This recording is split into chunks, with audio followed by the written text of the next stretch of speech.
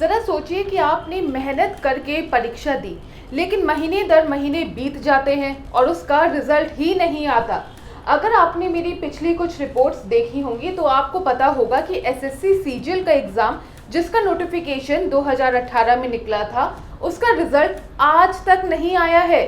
Social media पर छात्रों ने एक मुहिम भी चला रखी है, लेकिन इसके साथ साथ दर्जनों ऐसे एग्ज़ाम्स हैं जिनका फॉर्म फिल हुए साल हो गया है और अभी तक या तो एग्ज़ाम ही नहीं हुए हैं, और अगर एग्ज़ाम हुए हैं तो उसका रिजल्ट का आने का कुछ अता पता नहीं है। आखिर ये हो क्या रहा है और कोई इस पर बात क्यों नहीं कर रहा है? इसी पर मिलेगा आज का बिन मांगा ज्ञान।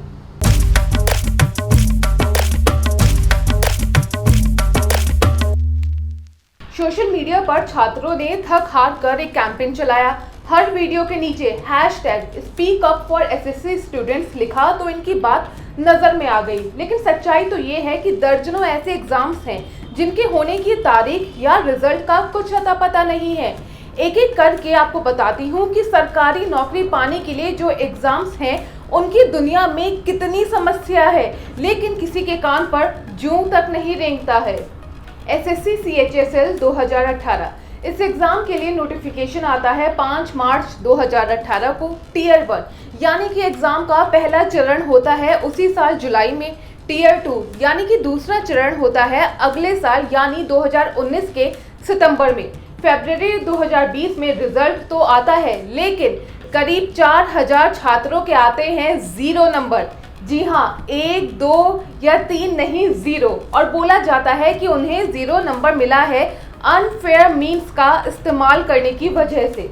इसके बाद हमेशा की तरह छात्र धरने पर बैठते हैं, जिसके बाद एसएससी ने जो अनफेयर मीन्स वाली पर्ची फाड़ी होती है उस तर्क को वापस ले लिया जाता है और रिवाइज्ड रिजल्ट निकाला जाता है।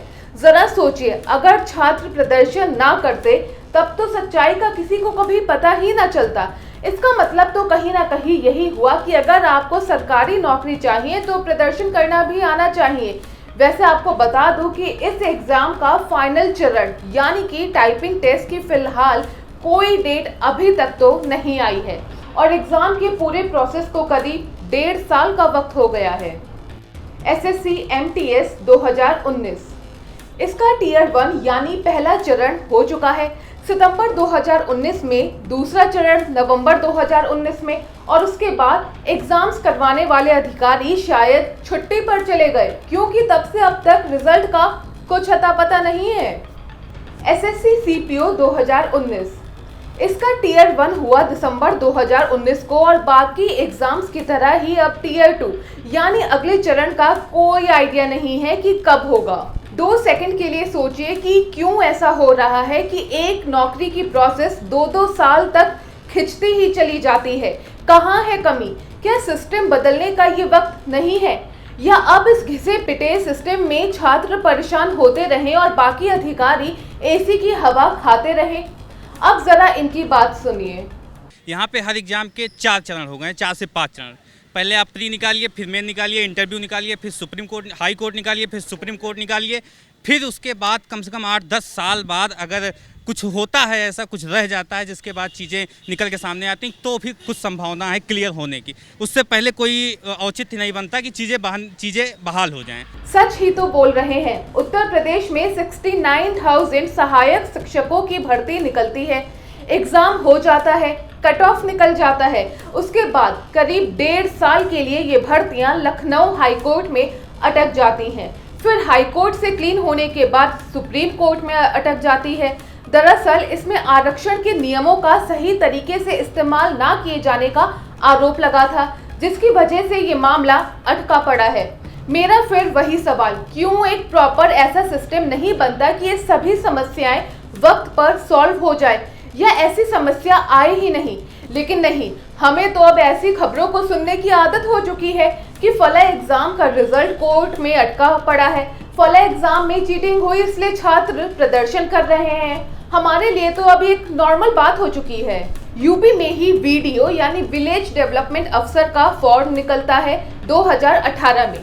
परीक्षा 2018 में हो गई, रिजल्ट हमेशा की तरह अगले साल 2019 तक आ गया। जो छात्र पास हो गए उन्होंने लड्डू बांट भी दिए, लेकिन ज्वाइनिंग का आज तक कुछ अता पता नहीं है कि कब होगी।